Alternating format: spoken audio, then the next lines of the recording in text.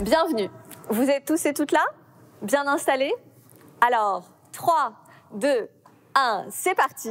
Je déclare ouverte. Françoise,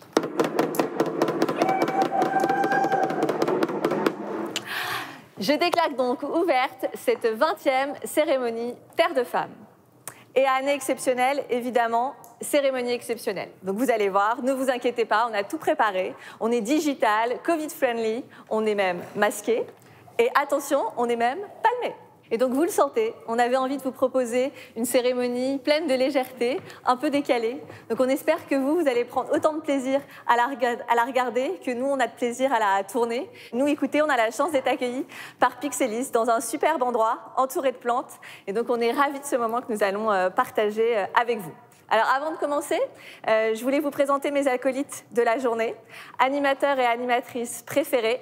Je vous présente donc Françoise, responsable du programme Terre de Femmes, et puis Jacques, que vous connaissez, je pense, tous et toutes, fondateur de la Fondation Yves Rocher. Bonjour Marianne. Eh bien, écoutez, moi je suis très heureux de présenter avec vous cette 20e édition. C'est quand même une étape importante, 20 ans que nous avons créé le prix Terre de Femmes. C'est un prix qui a récompensé plus de 500 femmes à travers le monde. Et j'ai un attachement tout particulier à ce prix parce qu'il récompense des femmes exceptionnelles. Et c'est vrai, 20 ans d'engagement. Oui. Moi, j'avoue, il y a 20 ans, je passais mon bac, je buvais des bières en terrasse. Et vous étiez déjà avec cette idée d'engagement incroyable. Comment vous est venue, justement, cette idée de créer Terre de Femmes ? Oh, c'est une idée très, très simple. Hein. Moi, je suis quelqu'un de très simple. En fait, avec mon père, quand on a créé la Fondation Yves Rocher, d'abord, elle s'inscrit dans une démarche qui est liée à la nature. C'est essentiel pour nous, puisque notre marque Yves Rocher est issue de la nature et le succès de notre entreprise repose sur la nature. Ça, c'est le premier point. Le deuxième point, le succès de la marque Yves Rocher repose sur les femmes qui achètent nos produits. Donc, il y a plus de 20 ans, on s'est dit, mais pourquoi ne pas récompenser des femmes qui agissent pour l'environnement et des femmes exceptionnelles?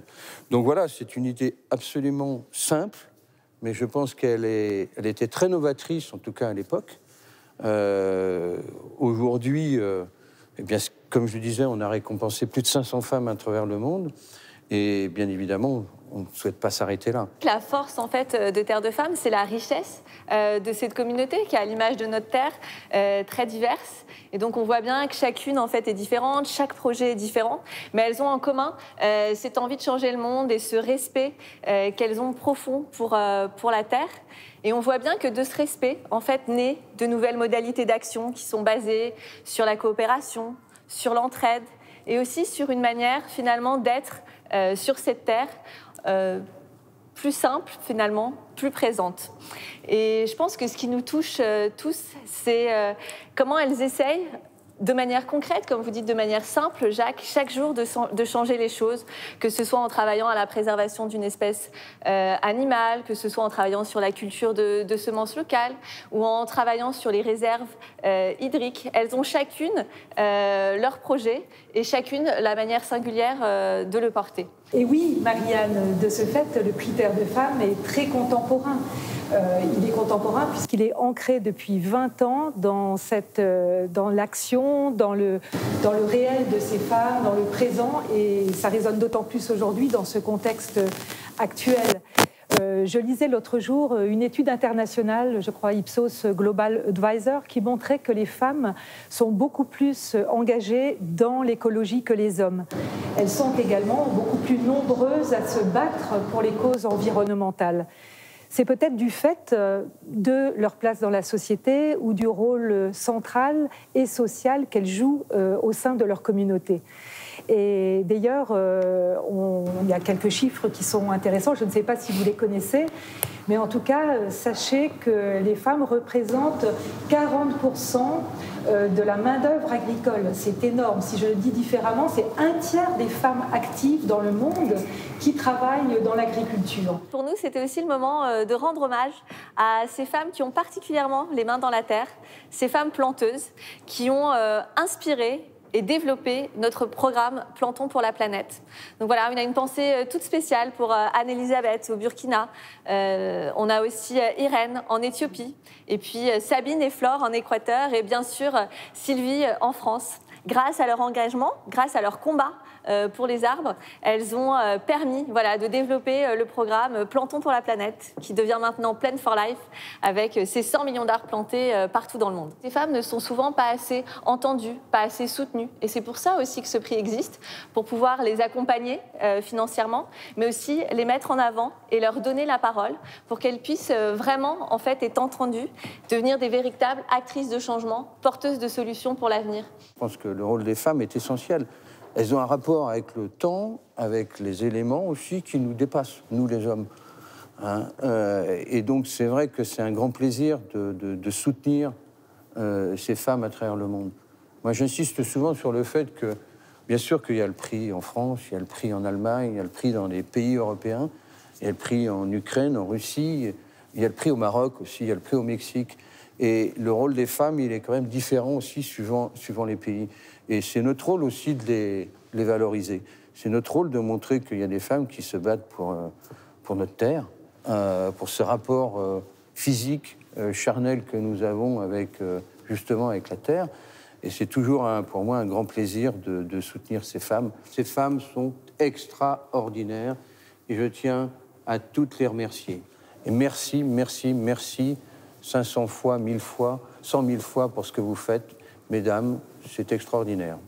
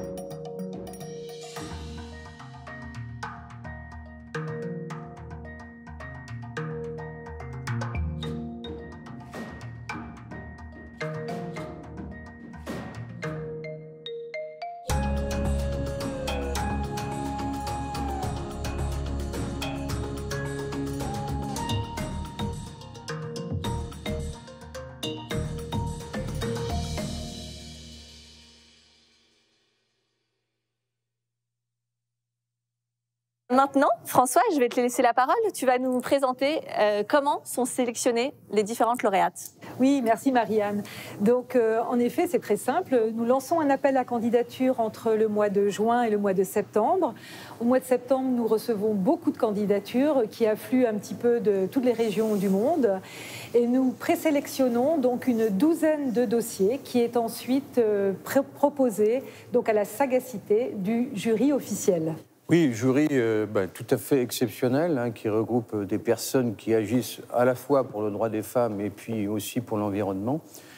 Et puis j'ai une pensée toute particulière pour une personne que je connais depuis 20 ans, Isabelle Bourgeois, qui est membre du jury, qui est rédactrice en chef du magazine féminin Avantage. Eh bien, je lui passe la parole. Alors j'ai effectivement cette chance de faire partie du jury depuis les tout débuts. C'est évidemment une fierté, mais c'est aussi un grand bonheur. Alors au tout début, les projets c'était un peu artisanal, le temps de lancer les candidatures. Mais en 20 ans, en fait, les projets ont évolué. Ce que je veux dire par là, c'est que les projets, il y avait toujours cette forte implication des femmes porteuses de projets verts et solidaires. Ce qui a changé en revanche, profondément, c'est l'âge des candidates. Au départ, nous avions des femmes qui trouvaient un petit peu de temps, soit parce qu'elles étaient retraitées, soit parce qu'elles étaient très impliquées d'un point de vue social dans ces projets verts. Maintenant, on a des femmes, des jeunes femmes, qui misent tout leur temps sur les projets. il faut savoir aussi aujourd'hui que tous ces projets sont formidables. C'est-à-dire que si nous pouvions tous les récompenser, nous le ferions, car il n'y en a pas un qui ne soit pas valable. C'est étonnant de voir à quel point les femmes s'impliquent aujourd'hui pour la planète, pour leur environnement, à quel point c'est devenu un enjeu majeur de notre siècle. Donc, en 3 mots, si je devais qualifier Terre de Femmes, ce serait courageux, indispensable et surtout porteur d'espoir. Cette année, pour ce jury 2021, les membres du jury étaient au nombre de 10 et je profite de ce moment pour les remercier infiniment. Bon, mais vous devez vous impatienter derrière votre écran. Nous sommes quand même là pour débuter la cérémonie Terre de Femmes 2021. Nous allons commencer donc cette remise de prix des 3 lauréates, qui sont bien sûr françaises, mais qui ont leurs actions dans le monde entier, que ce soit au Bénin, au Pérou, mais aussi à Lyon. Avant de remettre le prix à nos 3 lauréates France, on voulait vous proposer cette année quelque chose de plus sympa et plus riche de sens pour nous. Vous savez, l'année a été singulière, beaucoup de monde ont souffert de ce contexte sanitaire, et notamment nos lauréates Terre de Femmes. Et donc, on a décidé de faire différemment cette année, Françoise. De faire différemment, Marianne, et avant de connaître le thème de la Journée internationale des femmes. Et oui, ce thème, c'est le leadership des femmes pour un monde plus égalitaire dans le monde de la Covid. Donc effectivement, on voit bien toute l'importance du prix Terre de Femmes dans ce contexte. Et donc, on a décidé de récompenser une de nos anciennes lauréates pour son engagement, pour la ténacité de son combat. Et donc, qu'est-ce qu'on a décidé de récompenser cette année, Françoise? On a décidé de récompenser, bien sûr, comme le disait Marianne, une ancienne lauréate de 2014, qui dédie tout son temps au circuit court. Elle travaille sur le bassin de Thau et elle s'appelle Émilie Varro.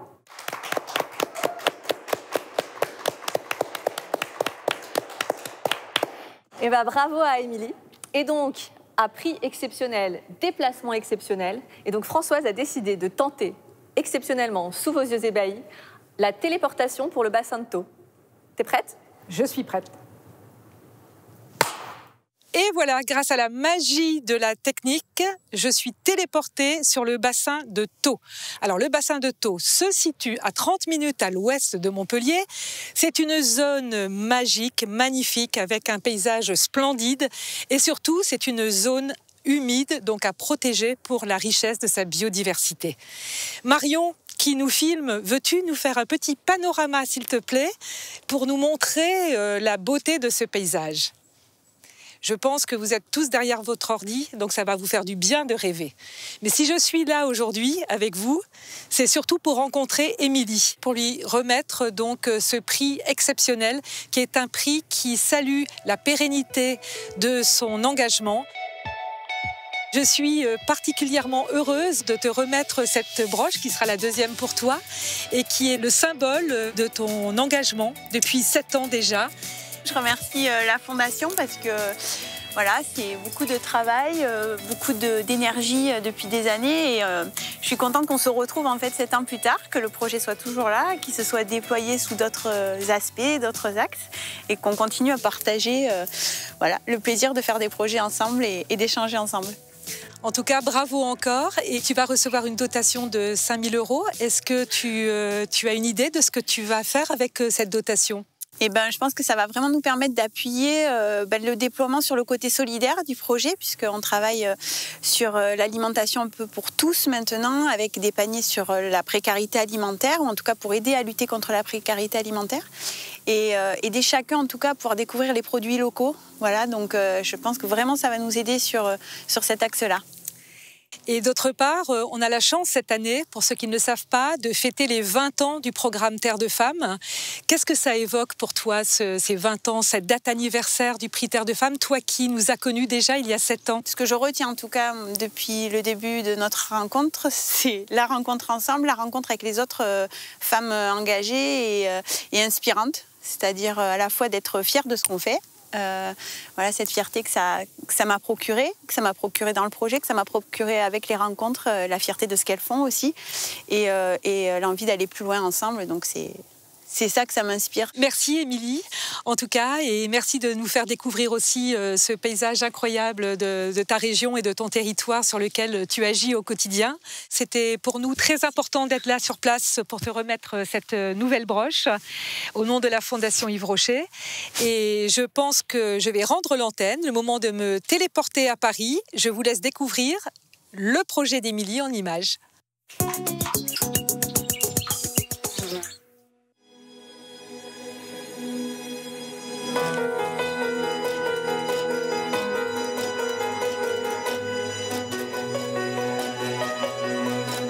Je m'appelle Émilie Varro, j'ai 41 ans, j'habite sur le bassin de Thau, à côté de Montpellier, et mon projet s'appelle Panier de Thau.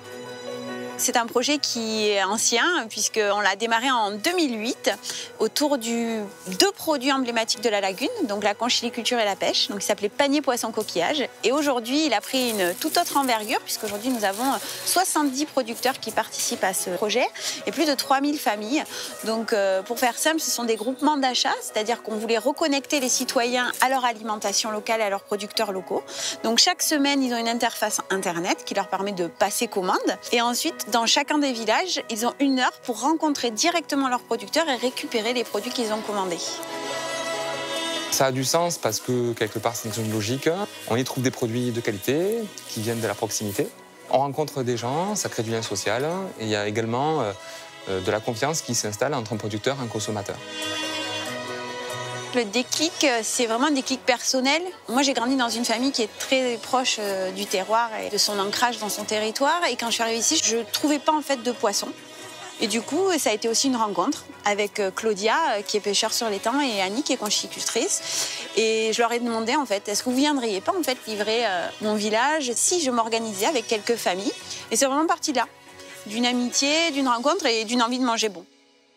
C'est quelque chose qui a proliféré de main de maître. En fait, elle a géré tout ça et elle a su petit à petit convaincre les municipalités de jouer le jeu et de nous suivre dans cette démarche.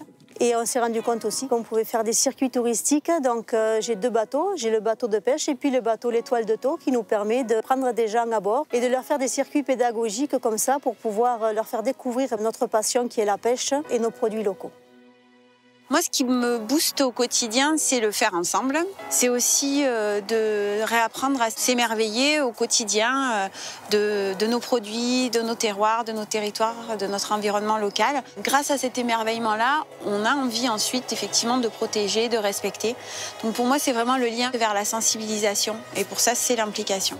C'est la 2e fois que j'ai la chance d'être lauréate de ce prix Terre de Femmes. Ça remplit d'émotions et de joie de se dire waouh, ce qu'on fait, ça a du sens.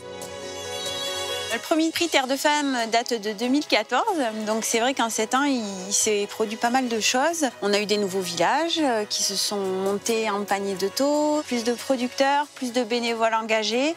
Mon équipe aussi s'est renforcée au CPIE. Aujourd'hui, on est une dizaine de salariés.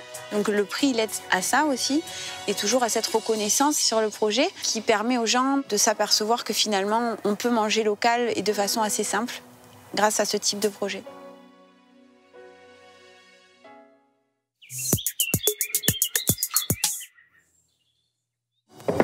Téléportation, me voici de nouveau sur Paris pour lancer la remise de ces 3 prix Terre de Femmes. Nous allons bien sûr commencer par le 3e prix.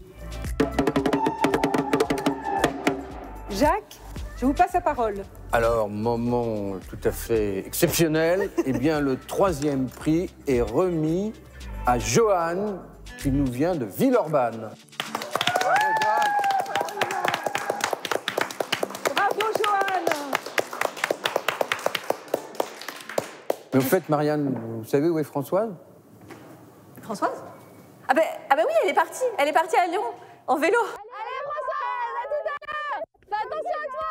Ciao, à tout à l'heure. Allez. Bon, en tout cas, bravo Joanne. On est ravis de pouvoir échanger avec toi via Zoom, Teams, Skype, tous ces outils digitaux qui existent maintenant. Peut-être avant de te laisser la parole, on va découvrir ton projet en images.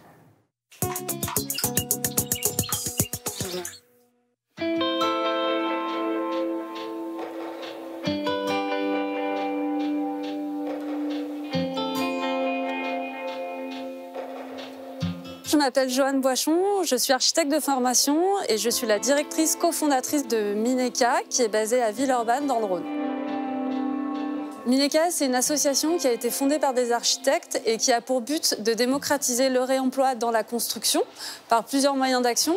On collecte des matériaux qui sont destinés à être jetés auprès du secteur de la construction, de la déconstruction, mais aussi de l'événementiel. Ensuite, on les redistribue à prix solidaire ici au Minestoc. Et en plus, on accompagne des grandes maîtrises d'œuvre ou des grandes maîtrises d'ouvrage dans leur démarche de réemploi sur des grands chantiers de construction ou de déconstruction. Mineka a été fondée face au constat alarmant que le BTP, c'est le premier émetteur de déchets au monde et le premier extracteur de matières premières au monde. Et en tant qu'architecte, on voulait agir sur notre domaine professionnel pour qu'il soit plus vertueux. On collecte les matériaux dans un rayon d'1 heure et demie autour de Lyon, c'est-à-dire sur la métropole de Lyon, qui génère à elle seule 850 000 tonnes de déchets par an. Les matériaux qu'on récupère, c'est par exemple du bois, du carrelage, des portes, de l'isolation ou encore des éviers qui sont destinés à être jetés alors qu'ils sont encore viables sur de nouveaux projets. Le Minestoc, c'est un local de 600 m² où on redistribue les matériaux à prix solidaire à tous les publics, qu'ils soient professionnels, particuliers ou associatifs. Je m'appelle Ludovic, j'ai fondé Tisu il y a un peu plus d'1 an avec mon ami Paul. Tisu, c'est quoi? C'est une marque de mobilier upcyclé à partir de tissus de seconde vie et de plateaux en bois de récupération. Je viens régulièrement chez Mineka pour collecter et récupérer des plateaux en bois d'agglomérés de seconde vie. Ce qui est intéressant chez Mineka, c'est leur volonté de fédérer toute la région, tous les gros acteurs du BTP autour du réemploi. Et moi, je peux m'appuyer largement sur eux, sur leur capacité à vraiment récupérer tout type de matériaux. Et facilement, je viens de trouver des matériaux de bonne qualité qui correspondent aux valeurs de Tisu, le réemploi et le développement durable.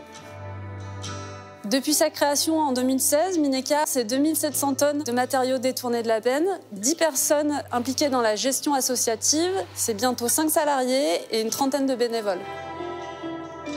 Le prix Terre de Femmes va nous permettre de créer de véritables outils de communication et de sensibilisation pour les visiteurs du Minestoc. Recevoir ce prix, c'est une belle consécration et une belle marque de reconnaissance sur tout le travail effectué durant ces 4 ans.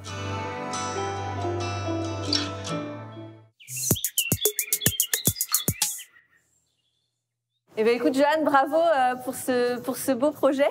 C'est quand même quelque chose qui n'est pas extrêmement connu, j'avoue, le sujet sur lequel tu travailles, recyclage, voilà, des déchets dans le bâtiment. Est-ce que tu peux nous dire comment est venue cette idée ? Bonjour à tous, merci beaucoup. Mineka, ça vient du fait que je suis architecte de formation et que je voulais construire avec des matériaux de réemploi et qu'à l'époque, il y a 4 ans, il n'y avait pas d'endroit où se fournir. Donc l'idée, ça a été de retourner le problème et de créer un endroit où se fournir, et c'est comme ça que Mineka est née. Et depuis combien de temps alors tu mènes ce projet ? 4 ans et demi. Est-ce que tu trouves que justement être une femme dans un univers qui est réputé plutôt masculin, est-ce que c'est une force, une faiblesse, une difficulté ou finalement peut-être même pas un sujet ?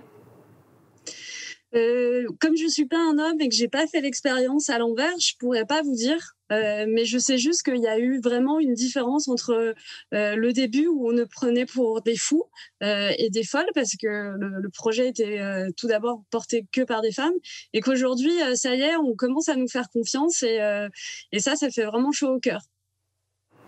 Est-ce que justement, tu voudrais nous dire quelque chose par rapport à ce prix Terre de Femmes, ce que tu as envie justement d'en faire et ce que tu espères aussi peut-être pour l'avenir ?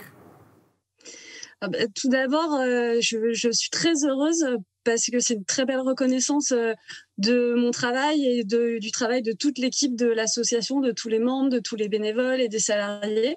Ça fait vraiment chaud au cœur, ça motive parce que c'est un projet qui est pas facile à porter tous les jours. Évidemment, il y a des hauts, il y a des bas. On a des petites baisses de morale et recevoir ce prix, ça rebooste. Et ça nous donne encore plus de motivation pour continuer à avoir encore plus d'impact. Et avec le prix, on va développer la communication de l'association pour pouvoir se faire connaître encore plus et redistribuer encore plus de matériaux sauvés de la benne. Eh ben, bravo. En tout cas, sache qu'on en parlait en introduction. Tu rentres dans cette grande communauté de Terre de Femmes. Et on sait que c'est pas tous les jours facile, mais voilà, tu sais que tu as le numéro de téléphone maintenant de Françoise. Donc tu pourras nous appeler et l'appeler dès qu'il y a un petit coup de mou ou alors quand tu voudras partager une actualité sur ton projet. Bravo en tout cas et merci. Merci beaucoup. Françoise, t'es là? Ah ben là voilà. Viens. Oui, bah écoute, oui, j'arrive juste. Bon, vous en êtes où là? Écoute, t'arrives pile au bon moment. On allait remettre le prix de la 2e lauréate France. Alors Jacques? Le 2e prix est remis à Lottie, qui nous vient d'Amazonie.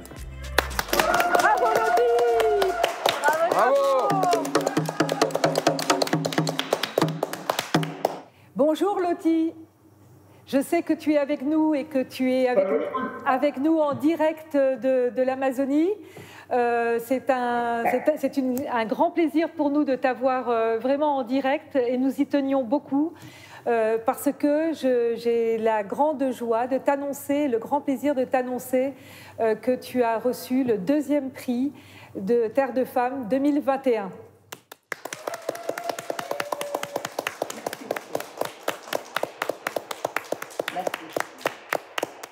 Alors, quelle est ta réaction? Vraiment, je suis très contente pour moi et surtout pour l'équipe, évidemment, parce que nous travaillons en équipe et il y a des personnes qui suivent ce projet de conservation en Amazonie depuis 2004. Donc, ça leur fait chaud le cœur. Et ça aussi, ça va nous permettre d'être médiatisés, de mieux peut-être atteindre nos objectifs, parce que pour la recherche des fonds, c'est jamais évident. Et le fait d'avoir à communiquer ce prix, je pense que ça pourrait faciliter les choses. Vraiment, je suis très contente et honorée. En tout cas, nous aussi, nous sommes honorés et je te propose qu'on découvre ton travail en images.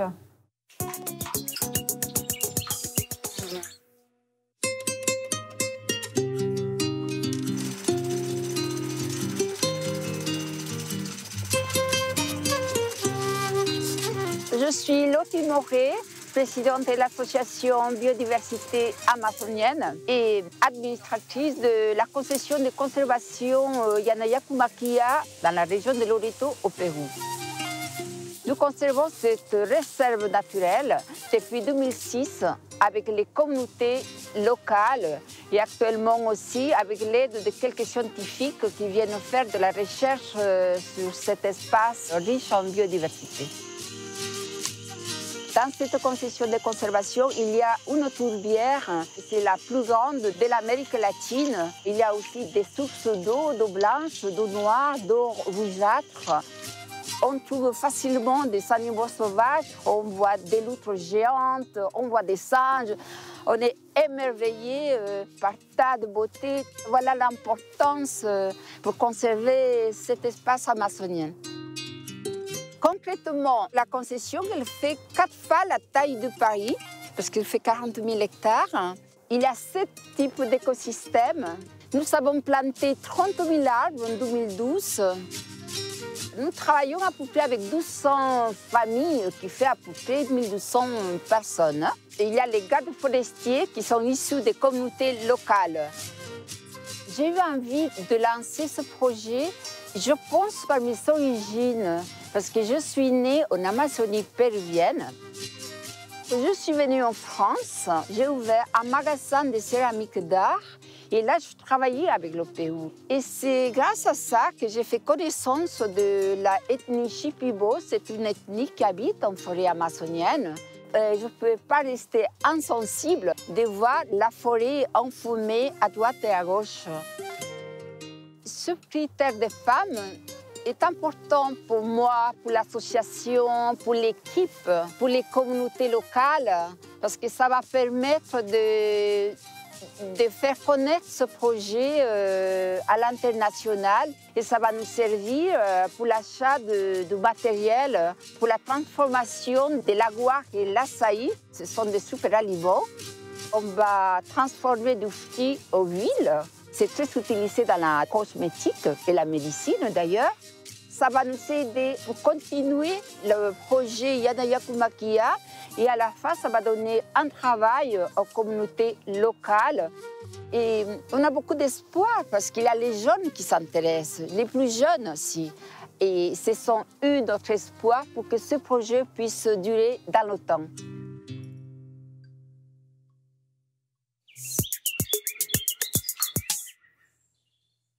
Donc Lottie, félicitations encore pour ce prix. Nous avions envie de savoir en fait quel a été l'élément déclencheur pour toi. Qu'est-ce qui a créé cette vocation? Je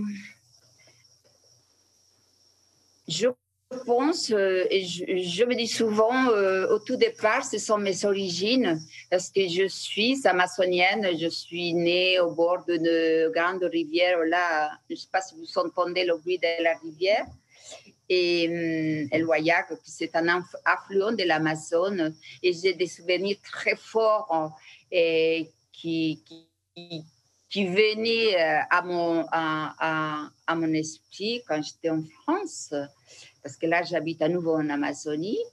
Et donc, au tout départ, je crois que c'était ça, mes origines que j'ai jamais oubliées, et puis le fait aussi d'avoir travaillé avec une ethnie, les Chipibos, des femmes qui faisaient des jolies céramiques d'art, et elles m'ont fait comprendre la destruction de la forêt.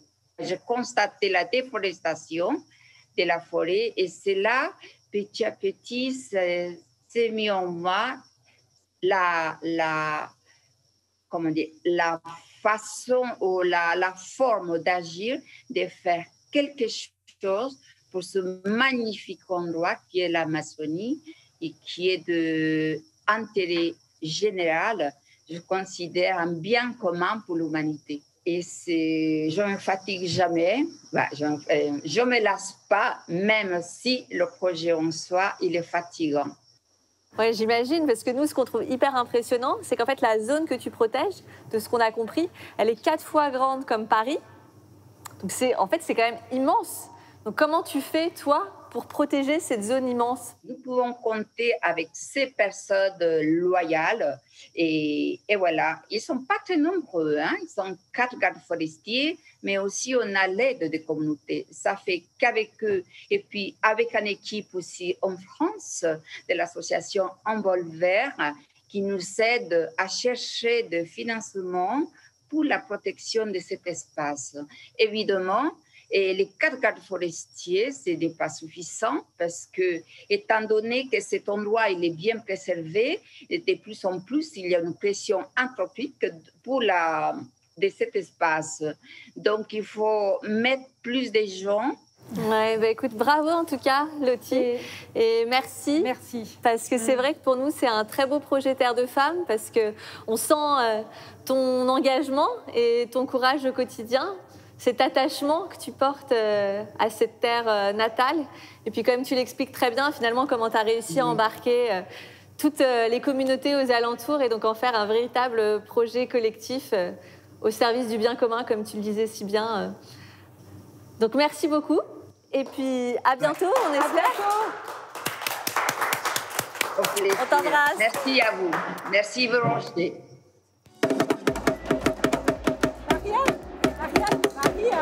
Oui.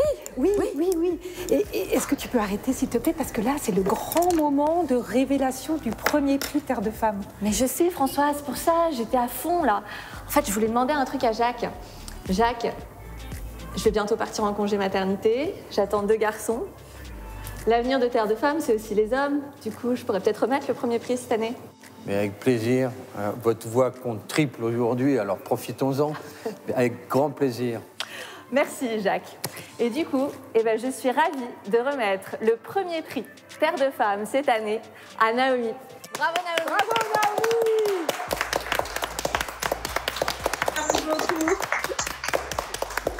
fantastique, merci, on est très contents ici. Tous trop contents et trop contentes de te remettre ce premier prix qui pour nous montre ton engagement et ta ténacité sur ce projet.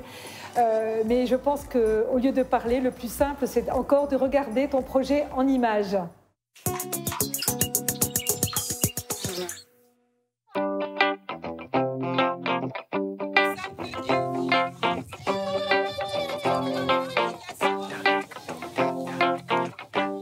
Je m'appelle Naomi Fagla-Médégan, j'ai 27 ans. J'habite à Porto Novo, au Bénin, où je développe le projet Comptoir du plastique.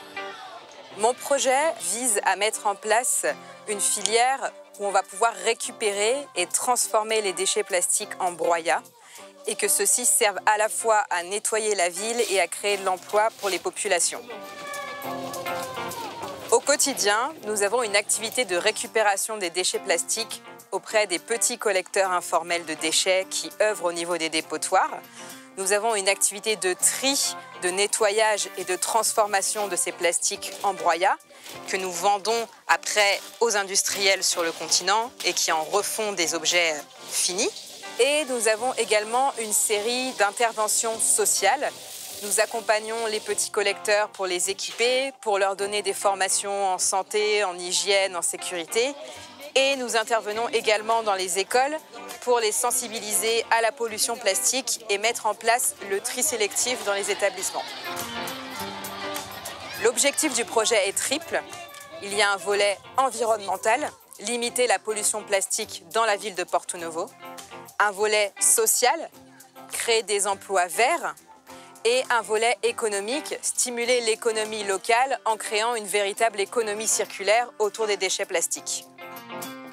Ce projet vient réellement de mon premier voyage au Bénin quand j'avais 16 ans, où j'ai beaucoup apprécié la culture locale, mais j'ai aussi été interpellée par les problématiques sociales et environnementales que j'ai pu constater. Et ça m'a donné envie de tourner mon parcours professionnel vers le Bénin.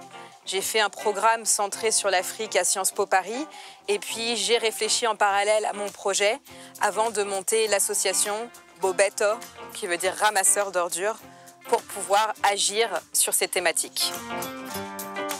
Je suis issue d'une famille de migrants, j'en suis fière. Mon grand-père un jour a quitté le Bénin pour venir s'installer en France et il a participé au développement du pays.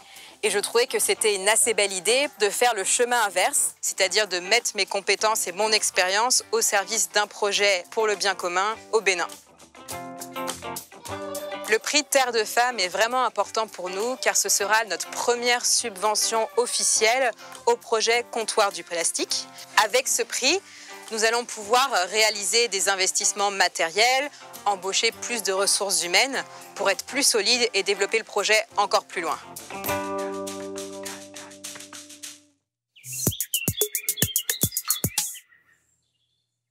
Oui, Naomi, toi qui es en direct du Bénin, est-ce que tu peux nous dire quelques mots à chaud sur voilà, cette annonce qu'on vient de te faire ? Bien, un grand merci, on est vraiment très très contents ici. On est plus d'une dizaine à travailler très dur pour développer ce projet. Et le prix Terre de Femmes, c'est vraiment la première subvention d'envergure qu'on reçoit à ce projet. Et donc on compte bien aller très très loin grâce à votre aide. Donc merci, un grand merci.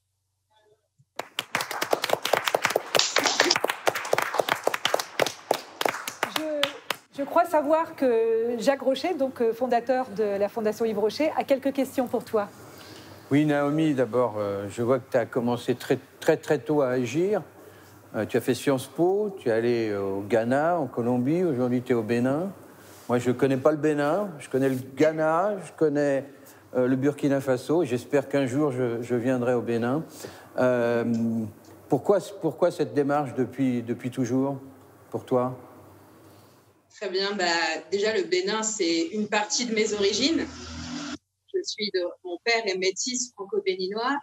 Et quand il m'a fait découvrir le Bénin, quand j'étais plus jeune, aux alentours de 16 ans, j'ai vraiment beaucoup apprécié ce pays. Mais j'ai été aussi frappée par toutes les problématiques environnementales et sociales qu'il pouvait y avoir. Et je me suis dit que moi, étant née en France, ayant eu la chance d'avoir une bonne éducation, d'avoir eu beaucoup de soutien, j'avais peut-être quelque chose à faire pour aider le Bénin sur ces questions-là. En tout cas, bravo hein, pour ta détermination et aussi bravo pour ce premier prix. Merci. J'espère que ça t'aidera pour le futur. Et en tout cas, on est très heureux. Et continuons bien sûr dans cet engagement pour le bien commun.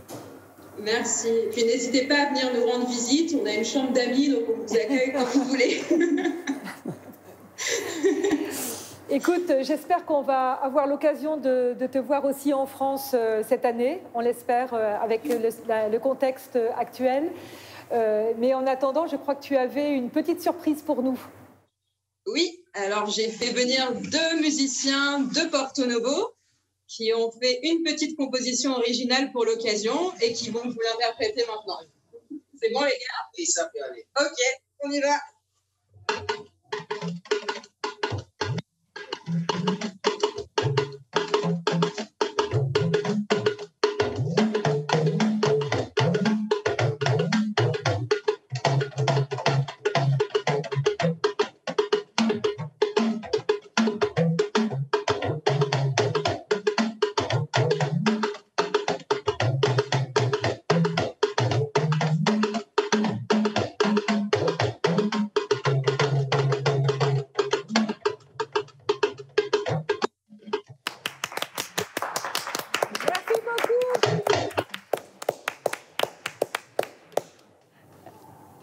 Au revoir, Marie. Merci beaucoup.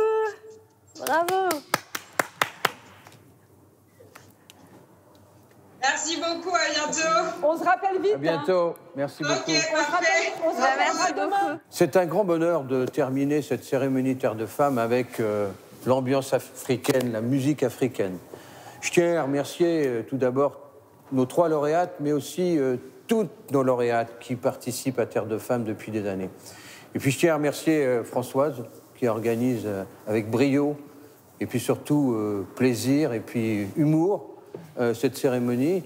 Et puis aussi bien sûr Marianne qui va partir pour quelques mois pour nous faire encore 2 beaux garçons, donc ça va faire 4 dans la famille. En tout cas merci Marianne et puis je vous passe la parole. Merci beaucoup Jacques. Écoutez, on espère que vous avez passé un bon moment chez vous. On sait que cette année a été singulière, mais voilà, on voulait vous partager notre enthousiasme, notre bonne humeur et puis voilà, vous montrer que pour nous, la solidarité, c'est ce qui compte plus que tout. Et vous le verrez, parce que cette année, la Fondation va fêter ses 30 ans. Et donc, on vous prépare un festival à la Gacilly au mois d'octobre, où j'espère qu'on pourra tous voilà, se retrouver en toute convivialité pour partager notre engagement pour la nature. Et cet engagement, vous pouvez le prouver aussi en suivant les lauréates sur leurs réseaux sociaux. Elles en ont vraiment besoin, n'hésitez pas. Et puis encore un grand merci, portez-vous bien et surtout continuez à porter le masque. La belle vie, la la la la. Oh la belle vie, la la la la la la la la la. Oh la belle vie. Non, pas ça quoi? Hein? Je crois qu'on a été pas mal, on a été bonnes. Ah ouais. Bah, sauf quand t'as fait casser la gueule du vélo, mais bon. Oui, bah ça c'est pareil. Et puis t'as vu Jacques avec le masque aussi et les palmes. Ouais, mais bon, ça va. Bon, écoute, on était pas mal. Bon, merci. L'année prochaine, on refera en live. Ouais.